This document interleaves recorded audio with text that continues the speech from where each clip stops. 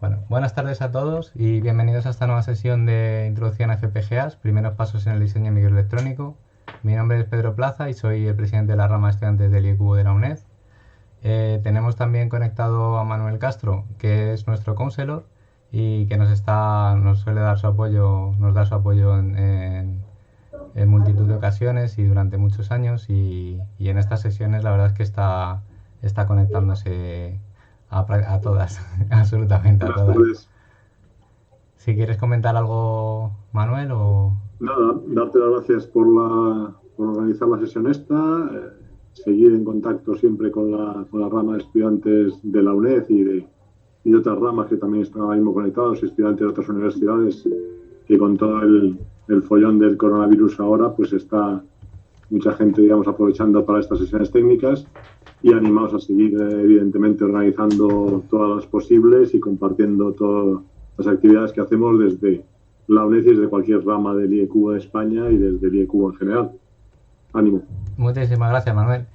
Un saludo especial también que le ha comentado Manuel y ha hablado un poco con Juan, a la rama de estudiantes de la Universidad de Vigo, que está en estas sesiones conectándose y aportando su granito de arena y demás. Queríamos agradecerles a ellos también su apoyo.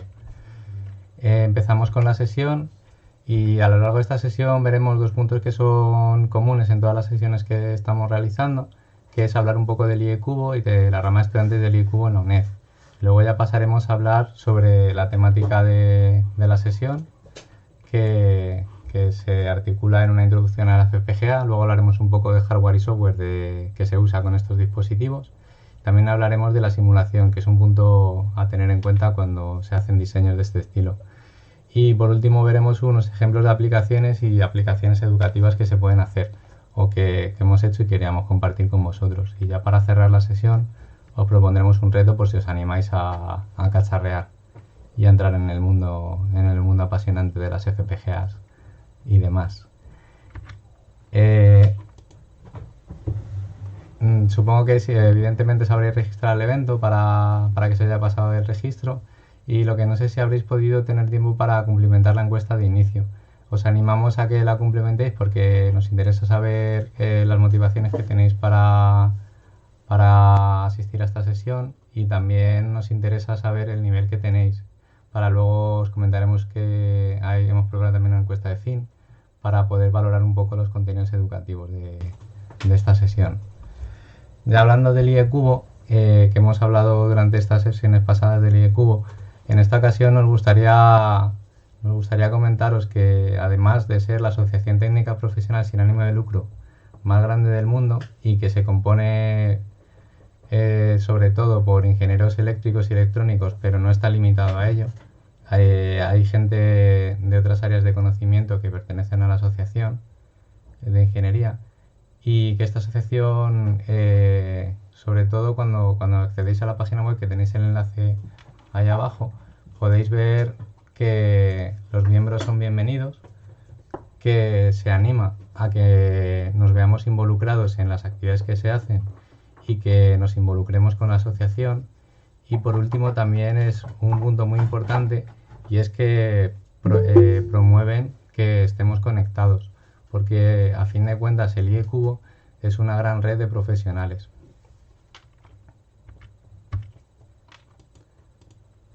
Hablando de la rama de estudiantes de la UNED, del IECUBO en la UNED, queríamos compartir hoy con vosotros una serie de sesiones que tenemos ya en YouTube colgadas, de sesiones pasadas, por si queréis consultarlas. Hemos hecho sesiones de Scratch, de Pilar y Visir, de Arduino, también una sencillita de videoclases, e incluso ayer una muy chula que estuvimos de la mujer en ingeniería, retos actuales. Si no pudisteis asistir y os interesa el contenido, os animamos a que veáis los vídeos en YouTube. A medida que vayamos haciendo las sesiones los iremos colgando, entonces podréis ir viéndolos con las sesiones o si se quedó algo que quisieseis repetir, volver a ver y demás, lo tenéis ahí a vuestra disposición. Además, al final de la sesión os pasaremos esta presentación en PDF para que no hace falta que estéis haciendo capturas de pantalla ni copiando nada. Os pasaremos todo el contenido de la presentación al acabar. ya empezando con el tema de FPGA, no sé si habéis tenido algún contacto con ellas o suena de algo este dispositivo. Queríamos compartir con vosotros un breve recorrido histórico. Eh, en primer lugar, allá por el año 1978, que ya ha llovido, surgieron las PAL, que son matrices lógicas programables. Fue la primera versión de FPGA que se hizo y la hizo la empresa MMI. A continuación, Lattice Semiconductor, que es una empresa que a nivel profesional yo no la había oído mucho hasta hace unos años, pero resulta que en 1985 hizo la siguiente evolución de estas PAL, las GAL, que es una matriz lógica genérica. Incluso sin haber conocido esta empresa, a nivel profesional hace ya unos años, y creo recordar que fue hace 6 o 7 años, yo tuve que trabajar con dispositivos de este estilo, que al principio no sabía lo que era, me puse a investigar un poco, y luego resulta que eran las abuelas de las FPGAs, bueno, las madres en este caso, del árbol genealógico. Y ya por el año 1985, la empresa Xilinx, que sí que es bastante conocida y he trabajado mucho con ella, sacó su primera versión de FPGA. Estas siglas de FPGA lo que significa es matriz de puertas programables en campo. Lo del campo significa, y sobre todo comparándolo con otros dispositivos que no vamos a ver en esta sesión, que son los ASICs. Los ASICs tú lo configuras, lo pones en una placa y te has olvidado de él, ya no cambias nada. Eso no se mueve. La diferencia de las FPGAs es que tú haces un diseño, lo implementas y luego lo puedes actualizar en cuanto quieras, igual que un microprocesador. 3 años después, Altera, la empresa Altera, sacó una versión de CPLD, que son dispositivos lógicos programables complejos. Son un poquito más básicos que las FPGAs, pero también son muy parecidos. Y en el año 2012, bueno, desde sus orígenes de empresa, Altera y Xilinx siempre han competido y siempre, para gustos de los diseñadores, han elegido una u otra marca. Pero más o menos las prestaciones son muy parecidas o siempre han sido bastante parecidas. Y en 2012, Altera fue la pionera que sacó el sistema SoC, el System on Chip. System on Chip, dentro de dispositivos programables o dispositivos de FPGA y demás, son dispositivos de silicio que tienen microprocesador y lógica programable todo en el mismo integrado. Y esto la verdad es que tiene las ventajas de las FPGAs y las ventajas de los microprocesadores todo integrado, aunque en esta sesión no veremos este tipo de dispositivos. Que ya habla un poco de lo que son las FPGAs. Al final una FPGA es una red, tiene muchos componentes y están conectados o no, dependiendo cómo decidamos nosotros hacerlo. Haciendo una comparación, una FPGA es como un PCB, mal comparado, pero ¿por qué? Porque tiene diferentes tipos de componentes y los unimos entre ellos para que se desarrolle una funcionalidad, igual que un PCB. Una placa tiene diferentes componentes soldados, tiene pistas, se interconectan entre ellos y dan una funcionalidad. Una diferencia sustancial entre estos dos ejemplos que pongo, o entre la FPGA y el PCB, es que el PCB cambiarlo cuesta mucho y a veces no es lo ideal. Una FPGA lo podemos cambiar las veces que queramos. Lo que aguante su memoria, porque las memorias tienen escrituras limitadas, pero podemos cambiarlo a nuestro gusto. Entonces, las FPGA son dispositivos que permiten escribir circuitos digitales y estas descripciones se suelen hacer con estos dos lenguajes, con VHDL y con Verilog. Dependiendo de la zona geográfica donde estemos, tiene más acogida uno u otro. Aquí donde estamos en Europa, el más famoso, el que más acogida tiene es el VHDL. Sin embargo, en Estados Unidos es más común el uso del Verilog. Ambos lenguajes tienen sus ventajas y desventajas. Y yo soy diseñador de VHDL, Verilog lo he usado muy muy poquito. Y se supone que cuando quieres hacer diseños de bajo nivel y tener las cosas más controladas, lo más recomendable es el VHDL. Pero bueno, como os digo, sobre todo es por uso geográfico, el elegir un lenguaje u otro. El más fácil o el más sencillito es el Verilog, por si os interesa. Pero el VHDL también tiene bastante potencia. Luego, hablando un poco de cómo se trabaja con estos dispositivos, lo primero que tenemos que hacer es un diseño digital. ¿Qué es esto del diseño digital? Pues, simplificando mucho, coger un papel y un boli y decir qué componentes quiero tener y cómo los quiero unir. Una vez que tenemos claro esto, lo que hacemos es, cogemos el ordenador, cogemos el software de desarrollo o un editor de texto y empecemos a hacer una descripción HDL.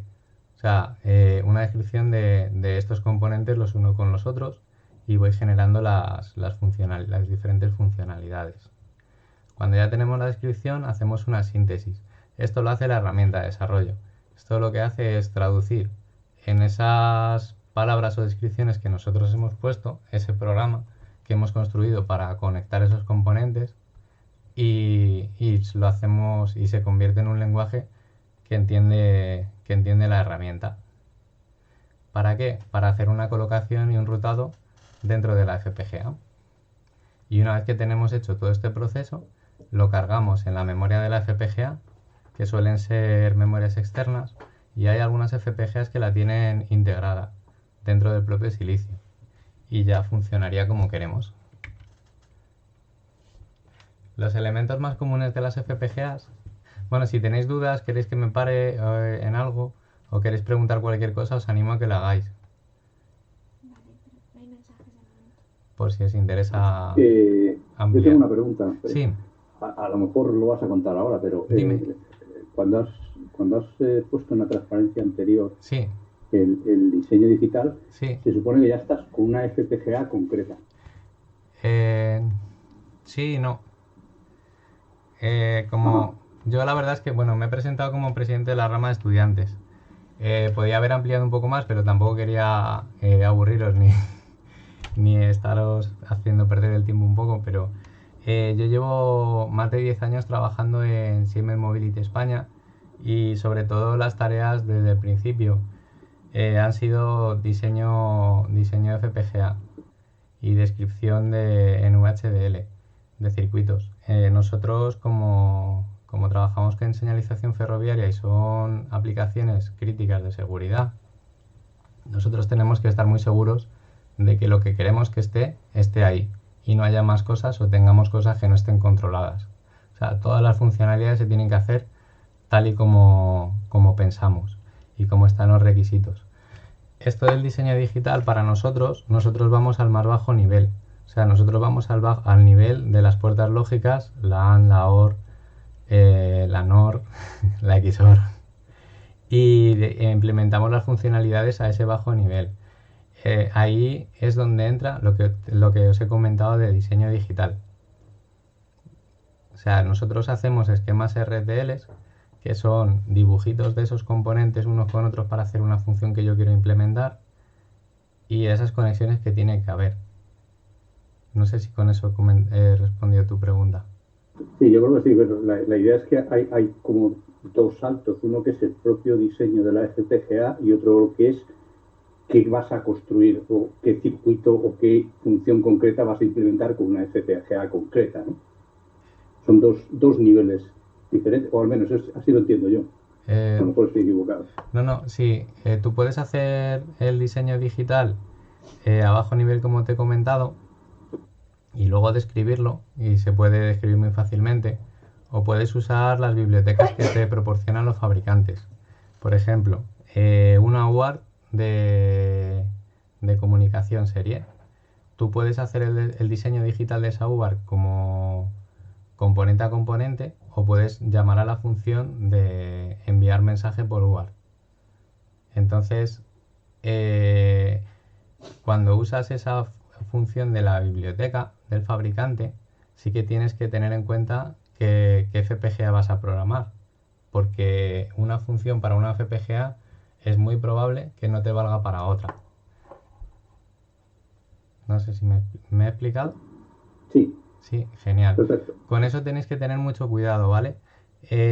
Hay una, no quería entrar tan en detalle, pero bueno, aprovechando y te agradezco que hayas hecho la pregunta, hay una cosa de la que vemos nosotros en el trabajo y que hay que tener mucho cuidado, pues, son esas funciones de las que he hablado, por llamarlo un poco en un lenguaje que entendamos todos, pero cuando se trata de FPGA se llaman primitivas.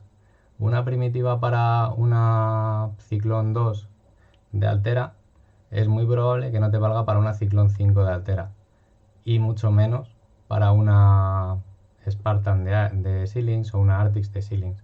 Con eso sí que, a ver, se pueden usar y está muy bien y te ahorra mucho tiempo, pero tened cuidado porque la migración de una FPGA a otra con ese tipo de decisiones la perdéis. ¿Vale? Genial. Eh, es- vale, ya me comentaste que sí que estaba claro. Vale, hablando de elementos más comunes. Normalmente las FPGAs suelen tener puertas lógicas que se enlazan un poco con lo del diseño digital. Las Sí. funciones de FPGA, ¿a qué te refieres exactamente? Funciones de FPGA. Es Laura. Sí, hola Laura. A ver, respondiendo a tu pregunta, funciones de FPGA. He puesto el ejemplo de una UART, de una unidad de transmisión recepción asíncrona.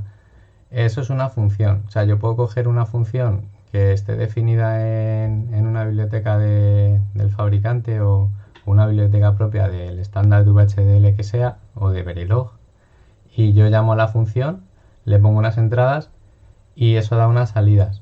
A nivel de, y vuelvo otra vez a la de antes, a nivel de descripción de hardware es como programar en otro lenguaje, en C y demás.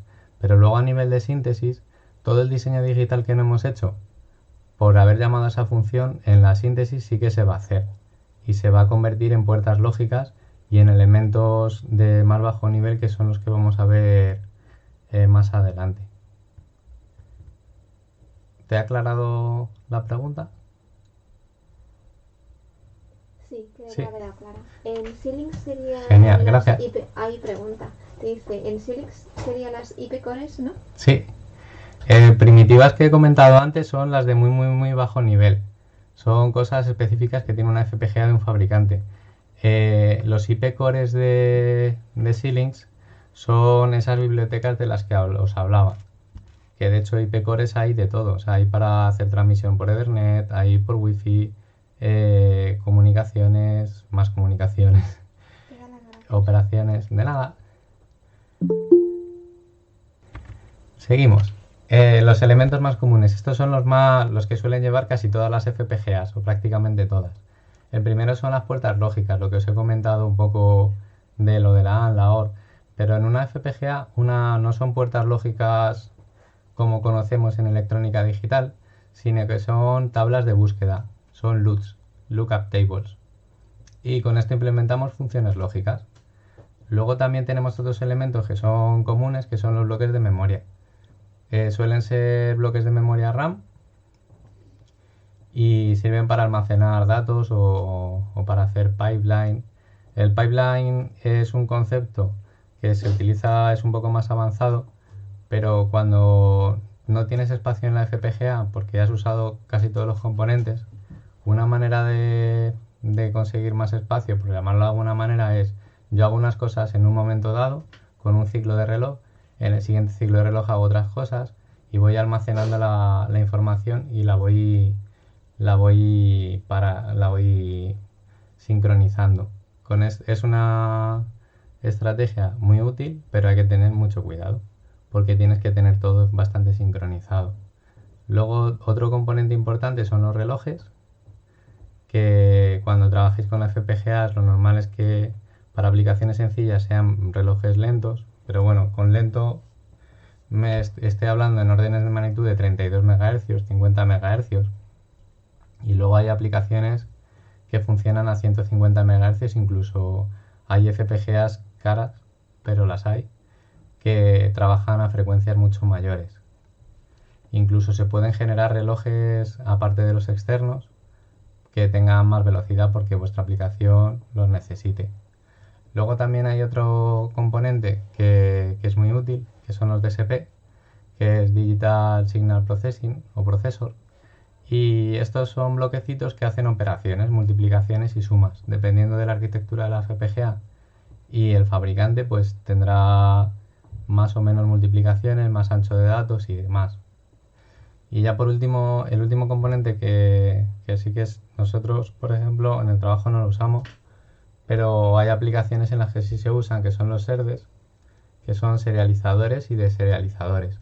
Cuando quieres hacer envíos de datos por antenas o recibirlos y demás, estos componentes son muy útiles. Hay FPGAs que los tienen directamente integrados en el silicio y los usas tal cual. Genial. Cosas que tenéis que tener en cuenta cuando trabajáis con FPGAs.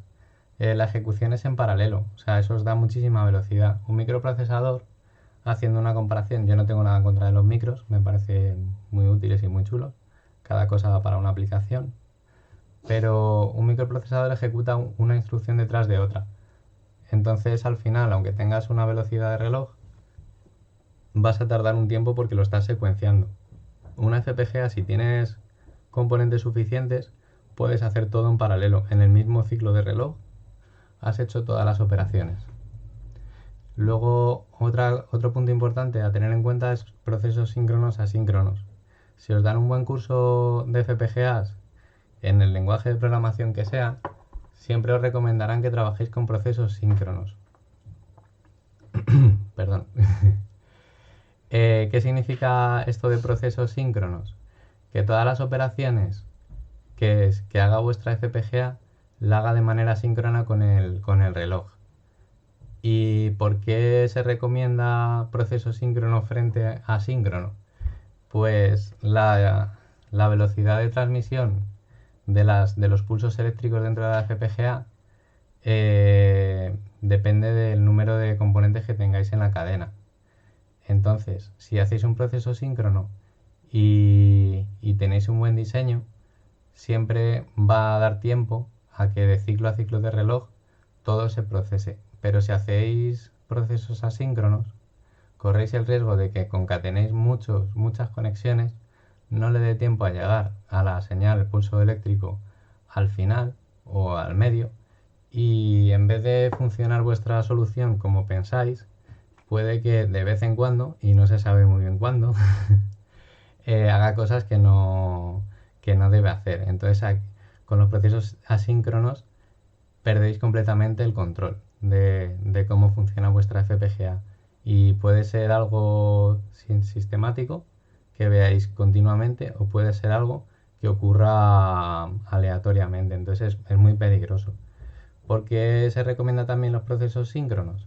Porque todas las herramientas de diseño de FPGAs te hacen un estudio de cuánto tardan las señales en transmitirse y luego te dan un reporte, y ese reporte te lo dan en función del reloj. Entonces todas las herramientas de diseño de FPGAs te dan unas garantías y te hacen un estudio para garantizarte que todos los procesos que se vayan a hacer según has hecho tu diseño están dentro o fuera de la frecuencia de reloj. Y ya por último, el diseño de FPGAs es un diseño que por naturaleza está orientado a ser modular y a ser reutilizable. Lo de reutilizable, también tener en cuenta lo que os he comentado antes cuando me he preguntado las dudas. Si yo uso primitivas, uso IP cores o uso algo que depende de la norma o el estándar del lenguaje de programación que utilice, ahí puede que no sea tan reutilizable. Pero si hacéis diseños de bajo nivel, siempre vais a poder migrar vuestros diseños de una FPGA a otra sin ningún problema. Hablando de fabricantes, el primero que hemos puesto es Xilinx, sobre todo porque es con el que más he estado trabajando yo, pero tampoco tengo nada en contra de los otros, ni mucho menos. El segundo es Altera, que hace unos años fue absorbida por Intel. Entonces, dependiendo de la versión del software que uséis y la documentación que veáis, puede que aparezca Intel o Altera. Pero a día de hoy, para vosotros es lo mismo. O sea, Intel y Altera es el mismo fabricante. Luego también os he puesto Lattice, está incluido Lattice en los fabricantes principales. Y por último está Atmel, que fue absorbida por Microchip. Fabricantes hay más, pero estos son más o menos los principales. Los que más garantías os pueden dar de soporte y de longevidad. Lo que pasa es que puede ocurrir cosas como lo de Altera o lo de Atmel, pero bueno, las empresas que absorben suelen seguir dando soporte y sobre herramientas antiguas y sobre las nuevas. Luego, ¿qué plataformas, si sois makers, os recomendamos que uséis o que están bastante bien? De Xilinx, la ARTI A7, tenéis el enlace ahí y si queréis consultar un poco más de información y demás. Y a la derecha veis la imagen. ¿Qué está chulo de esta placa? Pues que como veis tiene compatibilidad con Arduino. Si veis a la derecha que tiene unos conectores estilo Arduino, a esta placa se le puede pinchar un SIL de Arduino y podéis trabajar como si fuese una placa de Arduino. Esto la verdad es que está bastante bien. Luego otra que es bastante famosa, la iSum Alhambra de Lattice. Pongo de Lattice porque la FPGA que lleva es de Lattice. Tenéis el enlace ahí, es de Alhambra Bits y es una iniciativa abierta. Es del estilo, o una iniciativa al estilo de Arduino. A la derecha tenéis el aspecto que tiene y también es compatible con Arduino. Podéis usar SIL de Arduino y conectar un SIL de Ethernet o un SIL de control de motores, lo que queráis. Luego en tercer lugar tenemos Terasic de 0 Nano de Intel. Yo me cogí una y la verdad es que está muy chula. Es compacta y tampoco sale muy cara y te integra todo. O sea, con el cable USB tú la puedes programar. Y luego hay otras un poco más avanzadas, pero bueno, se salen del alcance de la sesión. El enlace lo tenéis ahí y os recomiendo que lo visitéis y consultéis un poco. Terasic hace desarrollos bastante chulos con FPGAs de Intel o las antiguas Altera. Y ya por último compartimos con vosotros una FPGA de Arduino, que Arduino parece que no para, de lo cual me alegro. Y tenemos placas de Arduino y variantes de todo tipo. Y con esta versión, usando una FPGA de Intel, la Arduino MKR Vidor 4000, podemos tener desarrollos usando el interfaz de desarrollo de Arduino de FPGAs. Tenéis el enlace de esta variante de Arduino ahí en la pantalla y en principio con estas 4 yo creo que tenéis bastantes opciones. ¿Alguno de vosotros ha consultado o ha identificado alguna placa más que no os haya mencionado aquí? No hay contestaciones todavía. Espera. No. Bueno, hay FPGAs hoy en día, hay un montón, ¿vale? Las que os hemos puesto son las que os tenéis soporte y tenéis foros de consulta y herramientas para usarlas, pero hay un montón de... Luego os hablaré de una FPGA que usé en la tesis y en el máster, pero esta FPGA ya os comentaré un poco las desventajas que tiene frente a las que os hemos puesto aquí. Pero comenta por aquí Luis Bernal, la IC40 8K de Mobor. Sí. ¿Y la has llegado a usar? ¿O...?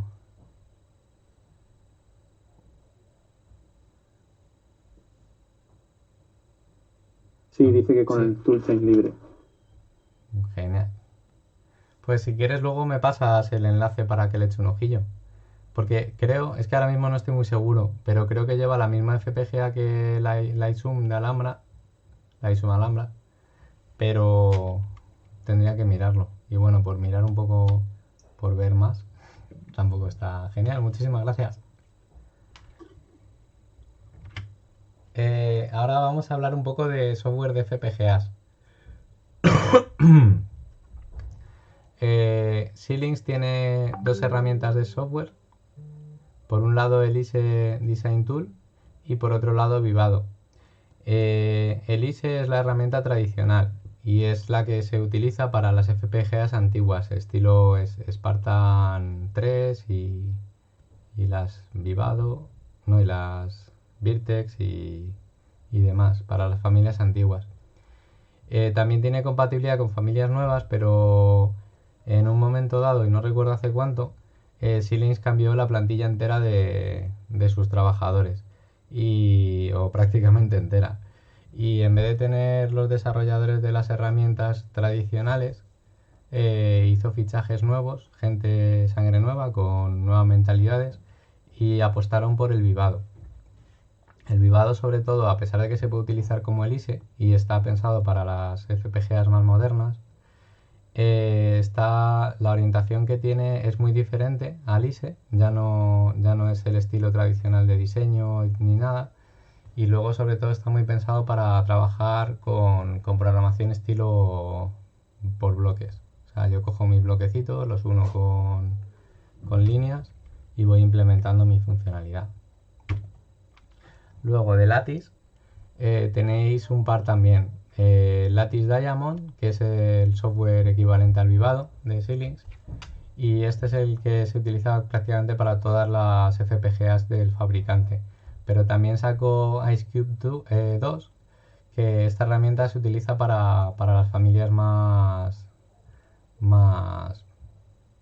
sencillitas, por llamarlo de alguna manera, para esas FPGAs que son más básicas, para aplicaciones sencillas y donde el coste importa y no se pueden permitir unos presupuestos muy altos en los desarrollos. Tenéis el enlace de Lattice ahí, por si queréis. Y luego también queríamos compartir con vosotros Intel FPGA, que era la antigua Altera. El enlace es un poquito más grande que de las anteriores, porque lo tiene integrado, su unidad de negocio lo tiene integrado dentro de Intel. Y dentro de Intel tenéis que de hecho es Altera, el Quartus 2 para las familias antiguas, lo que os comentaba de la compatibilidad y soporte a versiones antiguas. Y la herramienta que sacaron nueva para todas las FPGAs de Intel y demás, o todos los nuevos desarrollos, es el Quartus Prime.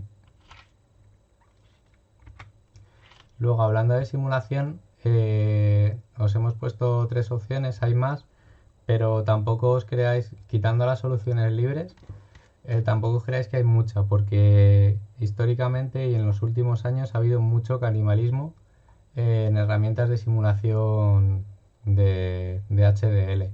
ModelSim ha seguido sobreviviendo y es una herramienta, no es muy, vamos, luego la veremos un poco por encima, os enseñaré un poco, pero no es muy amigable, pero es bastante robusta y funciona bastante bien. Yo lo he usado mucho durante años y está bastante bien.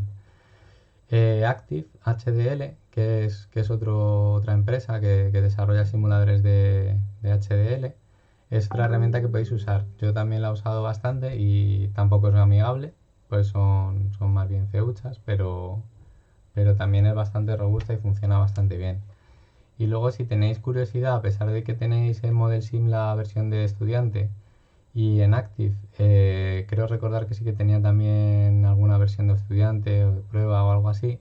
Si os queréis pasar al lado abierto, en opencores.org tenéis una selección de diferentes herramientas de simulación HDL abiertas y aparte más herramientas de diseño electrónico asistido por ordenador. Vale, antes de pasar a las aplicaciones, voy a dejar de compartir la pantalla, la presentación. Te ha pasado Luis el enlace, ¿vale? Ah, gracias. Voy a compartir ahora. No sé si me va a dejar. No. Voy a compartir la pantalla. Os veréis todos ahora. Genial. Vale. Bueno. Vale, ¿me veis todos ahora mi pantalla? Sí, genial, gracias. Sí. Vale. FPGAs en esta sesión no os voy a enseñar porque, bueno, ven, os voy a enseñar, perdonadme, os voy a enseñar una, no sé, ¿la veis bien? No se te ve. La- Se te ve muy chiquitito.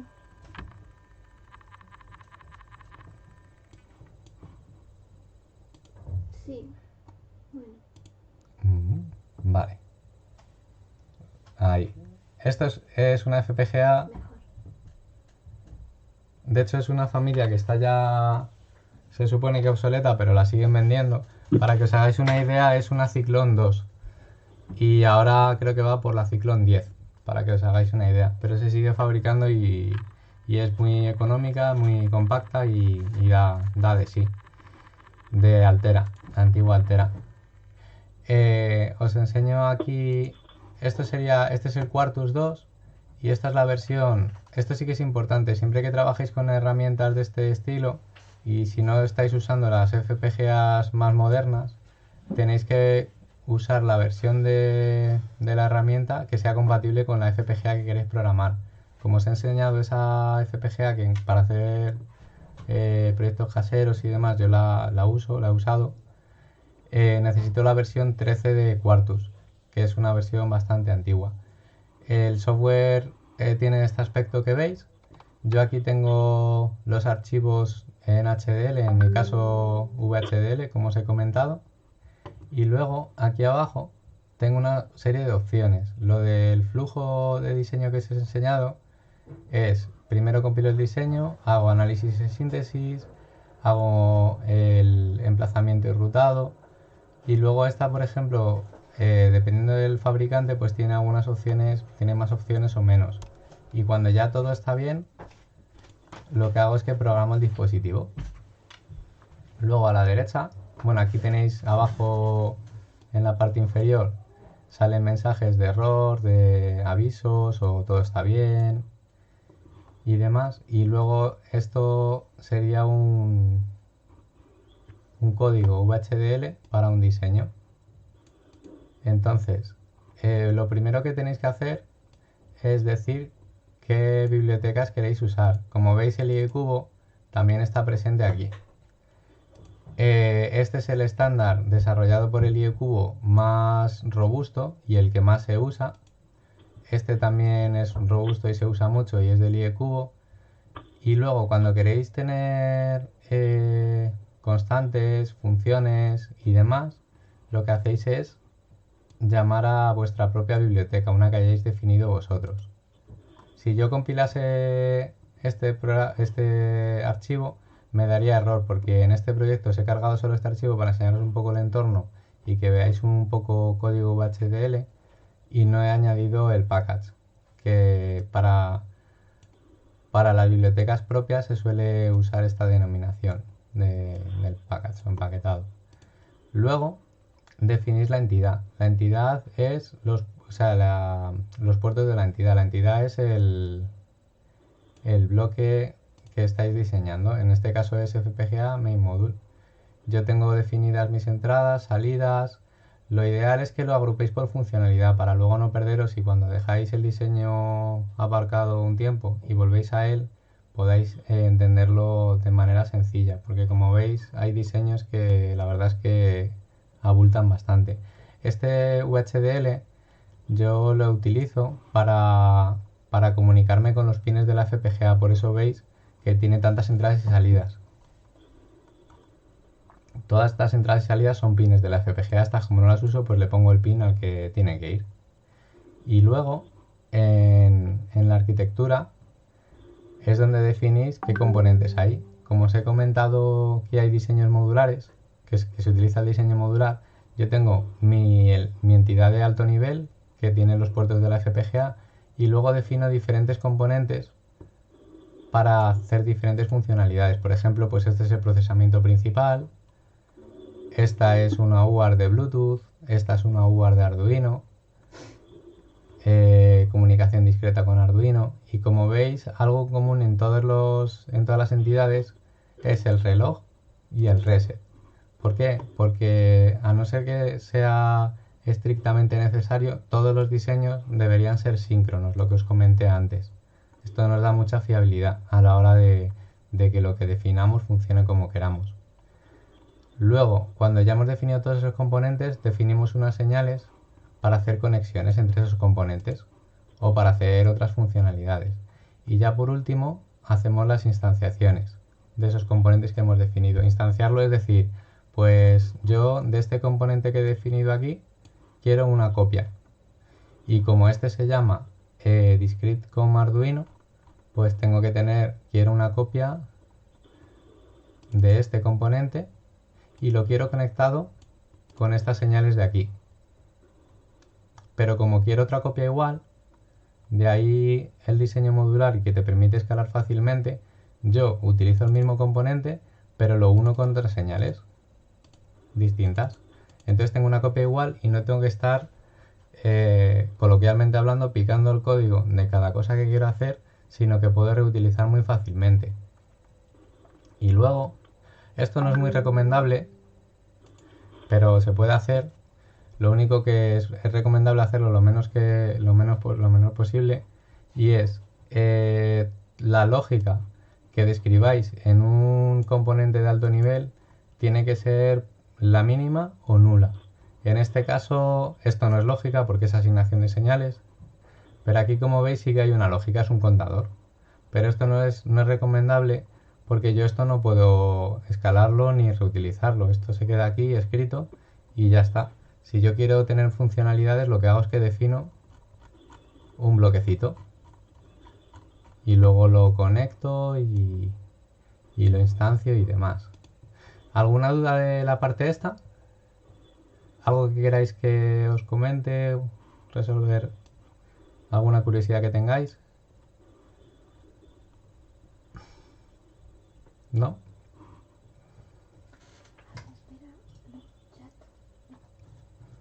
Vale. Bueno, pues por este lado, esto es una herramienta de diseño con FPGAs. También os he hablado del tema de los simuladores. Como veis, la envergadura que suelen tener estas aplicaciones, el fiarte de que tu diseño lo hayas hecho bien y luego encima lo hayas transcrito bien y demás, es bastante fiarte. Entonces es muy útil hacer uso de herramientas de simulación cuando los proyectos son ya que tienen cierta envergadura, y no hace falta que sean muy grandes. Cuando son medianos ya hace falta simular. Este es el Model Sim. Como veis, tampoco es que sea muy colorido ni muy bonito pero bueno, no voy a hacer ninguna simulación. Os quiero enseñar cómo es un banco de pruebas descrito en VHDL. Veréis que tiene bastantes analogías con el módulo que hemos diseñado. Tienes aquí las bibliotecas, las del IEQ se repiten. Esta, por ejemplo, pues es para entrada de texto, que una FPGA evidentemente no te va a poder enseñar nada por la pantalla, pero cuando utilizas un simulador sí, tienes una pantalla y es bastante útil. Luego esto es igual, el componente. Aquí definimos el componente de más alto nivel que queremos simular. En este caso pues será el FPGA Main Module con su entrada y salidas. Y luego podemos hacer uso de funciones. Aquí esta función es para escribir. Vais viendo que se va escribiendo en un archivo y demás. Y podéis usar bucles.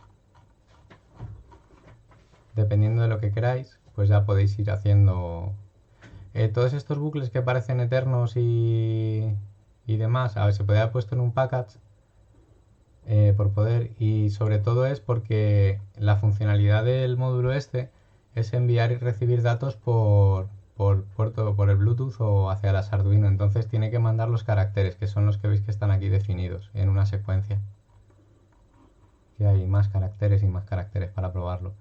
Luego también tenéis las señales y luego la instanciación del bloque. Y aquí ya tenéis una parte en la que tenéis procesos. Este, por ejemplo, es la generación del reloj, para que se simule el reloj generado en la placa. La simulación del reset y luego diferentes funcionalidades que se quieren ir probando. Entonces, dependiendo de cómo queráis hacer el banco de pruebas, para que lo mire más o menos en detalle vuestro módulo, excite o más o menos las entradas del módulo y analice las salidas, pues mejor será. Podéis usar la interfaz de las formas de onda que os da, o podéis hacer que las computaciones se hagan automáticas y hacerlo con scripts y demás, que eso te da mucha más seguridad y lo puedes ir reutilizar y demás. Tampoco. ¿Tenéis alguna duda de algo de aquí? ¿Algo que queráis preguntar? Viendo esto, bueno, lo de las esperas en simulación evidentemente se puede hacer porque una simulación lo aguanta todo, pero esto no lo hagáis en VHDL, por favor, ni en Verilog, o sea, con FPGAs no lo hagáis nunca. No hay un comando de espera. Usad lógica. Y luego otra cosa importante que os advierto, trabajar con FPGAs no es trabajar con microprocesadores ni mucho menos. Entonces, ojo con los bucles. Yo en simulación, lo que os he comentado, lo aguanta todo y puedo hacer un bucle, pero ojo con los bucles en FPGAs porque, por ejemplo, me vuelvo otra vez al Quartus y yo, por ejemplo, este bloque de aquí, que lo uso un montón de veces, puedo poner un for, pongo un for y lo replico, pero el número de veces que yo quiero, pero es que me va a replicar esa lógica las veces que yo le diga. Si eso en vez de con un bloque lo usáis con una función y hacéis una multiplicación con un bucle, porque queréis multiplicar 27 veces, la traducción a la FPGA es que tenéis 27 multiplicadores y si hacéis un bucle de 100, pues 100. Y ahí es donde pueden empezar los problemas, porque no se comporte como queráis.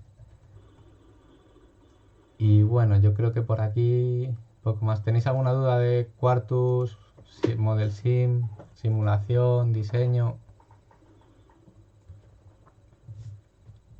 No. Vale, si no me lo comentáis más adelante y vuelvo otra vez Vale, pues seguimos con la presentación. Vale, todo esto que os he comentado, ¿para qué se usa? Yo he puesto estos por poneros algunos en particular, pero prácticamente se utiliza para todos los sectores. En aeroespacial se usa porque son dispositivos, dependiendo del fabricante y del tipo de dispositivo que compréis FPGA, pero son muy fiables y muy robustos. En soluciones de audio se utilizan porque hay FPGAs que son muy rápidas. En automoción lo mismo que en aeroespacial. En broadcast lo mismo que por audio. Electrónica general, evidentemente. Y luego por temas de velocidad y procesamiento en centros de datos, computación de alto rendimiento también se usan, por lo que os comenté, que es que el procesado paralelo da mucho potencial. Yo tengo una FPGA con una velocidad de reloj de 200 MHz o 500 MHz y tengo bloques en paralelo y es que estoy multiplicando la velocidad. Entonces, y luego en industrial y en médica, por lo mismo que en aeroespacial, en automoción, también se usa un montón. Nosotros, por ejemplo, en Siemens Mobility, señalización ferroviaria, lo utilizamos. Utilizamos soluciones con FPGA porque para las aplicaciones que hacemos son bastante recomendables y buenas. Bueno, dentro de ejemplos de aplicación y por que veáis algo, que no os lo voy a enseñar ahora mismo en directo ni nada, pero bueno, para que veáis cómo se puede trabajar con FPGAs, se pueden manejar servos, como veis. Hace falta una cierta electrónica, porque servos las señales de control del servo es de 0 a 5 voltios y la FPGA esta es de 0 a 3. Tenéis el enlace aquí en YouTube por si queréis verlo otra vez, pero que sepáis que servos se pueden manejar. Podéis hacer cosas un poquito más avanzadas que manejar un servo. En este ejemplo podéis ver un robot humanoide con 19 servos. Están los 19 gestionados por la FPGA. En este vídeo aquí en particular se gestiona solo la articulación, el brazo. está comunicando por Bluetooth con el móvil y yo con los comandos que le puedo mandar o la información que le mando con el móvil puedo mover el brazo. Como veis, cada vez que le mando un comando va haciendo un movimiento y va colocando los servos como tiene programado. El enlace de YouTube lo tenéis ahí también por si queréis volverlo a ver y demás. Y esta ya es una solución un pelín más avanzada, que este fue el objeto del trabajo fin de máster que hice. El robot es el mismo, lo que pasa es que ahora la FPGA ya está manejando los 19 servos y aparte ya no es una comunicación por Bluetooth con un móvil, sino que se está enviando la información o los comandos se están mandando a través de la web. Entonces esto sería un laboratorio remoto de robot humanoide. Tenemos los botones en la web para que el robot mueva los brazos, haga un saludo y demás. La FPGA esta es una versión, la tenéis en Amazon si queréis. La pega que tiene frente a los kits de desarrollo que os hemos puesto antes es que tenéis la FPGA, los pines y una fuente de, una fuente de alimentación de 5 voltios a 3,3, no tiene más. Entonces si queréis tener otras alimentaciones, queréis tener Bluetooth o queréis tener otro tipo de funcionalidades, tenéis que añadirle todo lo que os hace falta, toda esa electrónica se la tenéis que añadir.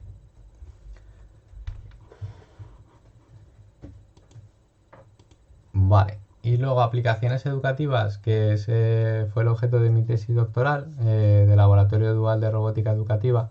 A la izquierda veis una maraña de placas. Tiene, como veis, la verde es el módulo principal, que se ve a la derecha en el diagrama de bloques, y es el que tiene la FPGA. Y aparte tiene compatibilidad con Arduino. Y luego las plaquitas amarillas son los módulos secundarios que tienen Arduinos conectadas y también tienen compatibilidad para SIL de Arduino. Justo en esa imagen y esa aplicación, ese montaje, es para hacer trabajos de prototipado. Tiene también conexión Wi-Fi con su antena y tiene pantalla táctil LCD de SIL de Arduino. Como veis, con Arduino añadir funcionalidades es bastante sencillote.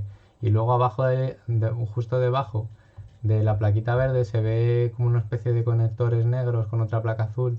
Esa es la FPGA. Y esta FPGA lo que hace es que coordina las conexiones entre las 4 Arduinos para hacer diferentes escenarios educativos y para pasar la información de un Arduino a otra. Además de eso, implementa una comunicación serie con cada una de las Arduinos y tiene una comunicación Bluetooth.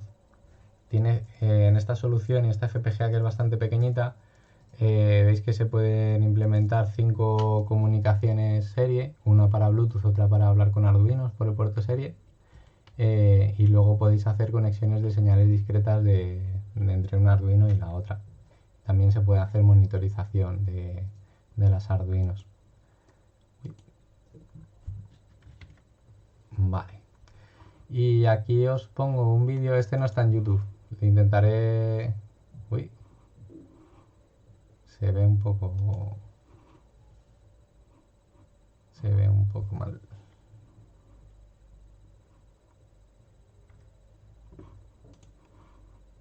A ver.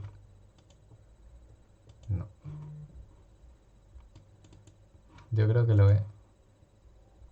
Me vais a perdonar que lo he recortado para que se viese solo la parte central, pero no es una solución. Vale,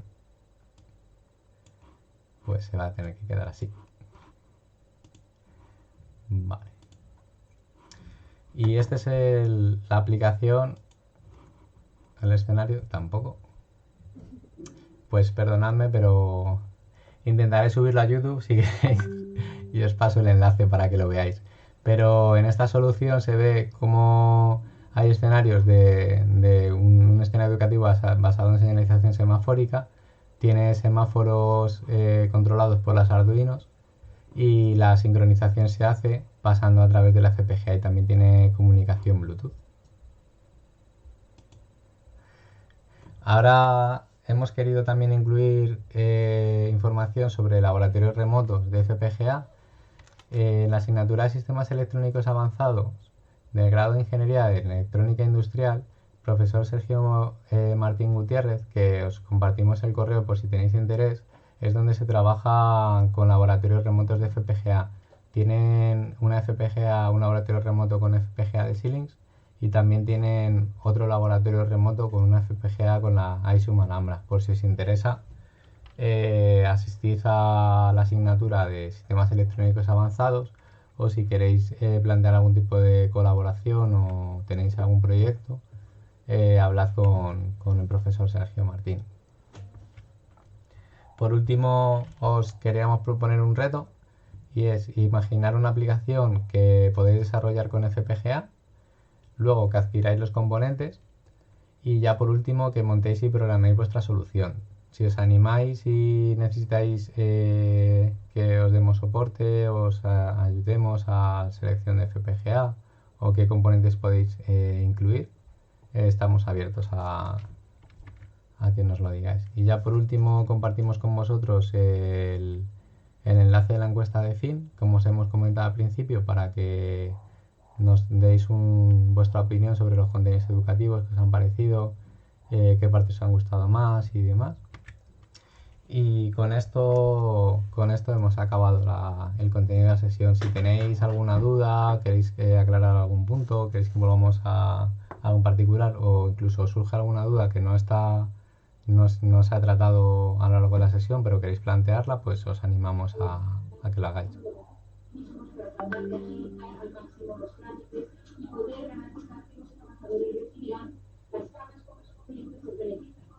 ¿Puedo meter en medio una cuña aprovechando que nadie ha preguntado nada, Pedro? Sí, por supuesto. Vamos a ver, aprovechando que estáis ahí bastantes estudiantes de varias ramas y universidades, ¿alguien sabe cuál es la aplicación número 1 de las FPGAs en el mundo? Aparte de todas que ha contado Pedro, educativas, no educativas. ¿Por qué es lo que se usa ahora más las FPGAs en este momento, en pleno 2020? ¿Alguna respuesta? Minar criptomonedas. Pues sí, va por esa idea. Las FPGAs ahora son las que forman los nuevos coprocesadores de las unidades de cálculo de alto rendimiento.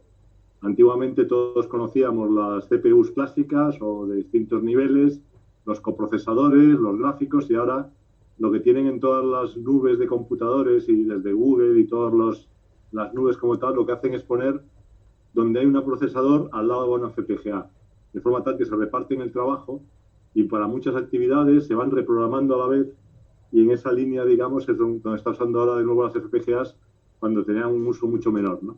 Eso es. Y esa es, digo, la nueva aplicación de las FPGAs a nivel de gran escala en los centros de cálculo. Eso es. Muchísimas gracias, Manuel, por comentarlo. Nada. De hecho, me das pie a comentar otra cosilla. Bueno, si tenéis preguntas, preguntadlas y yo puedo... cuando estuve, que yo soy bastante curioso, cuando estuve con lo del Bitcoin, que lo pillé un poco tarde, pero bueno, lo pillé y estuve ahí cacharreando, 2009, 2011, luego ya lo dejé por otros motivos que no voy a comentar ahora, pero... Y por si lo queríais saber o tener una orden de magnitud de potencia de cómputo, los bitcoins empezaron a minar con CPUs de ordenadores, que las CPUs de los ordenadores son gigahercios.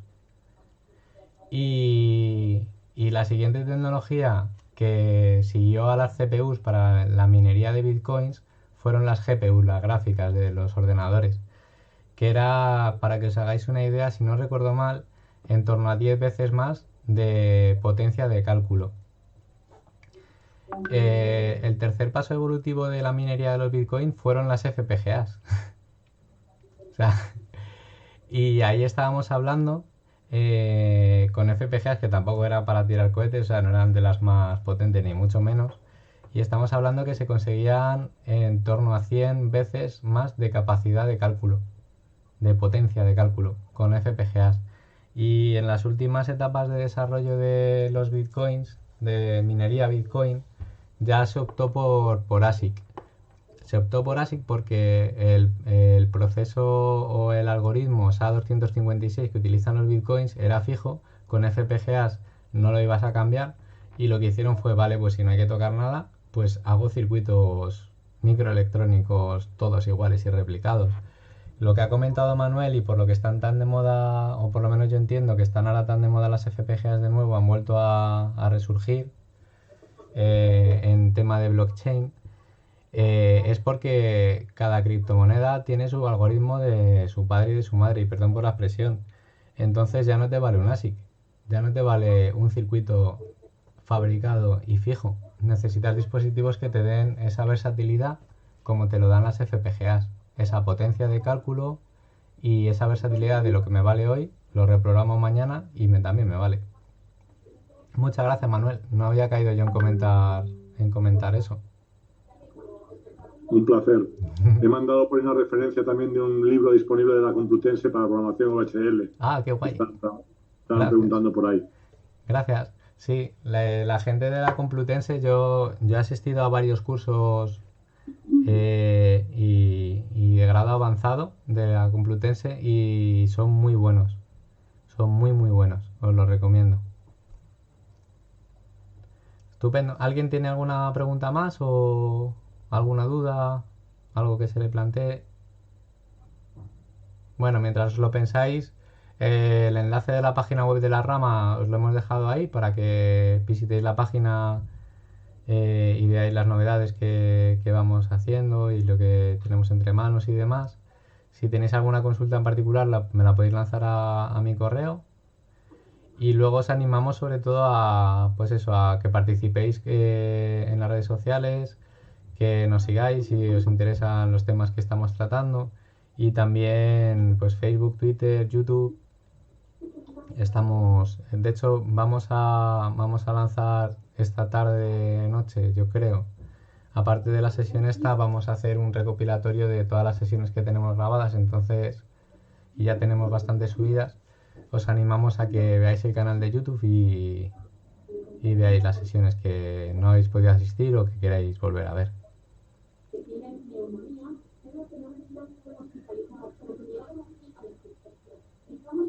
Bueno, pues si nadie tiene ninguna consulta más, muchísimas gracias a todos por haber asistido a esta sesión y esperamos veros en futuras sesiones.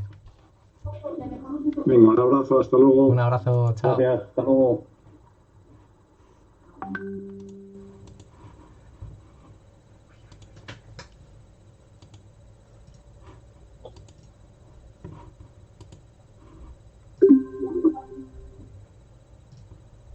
Muchas gracias. Hasta la próxima.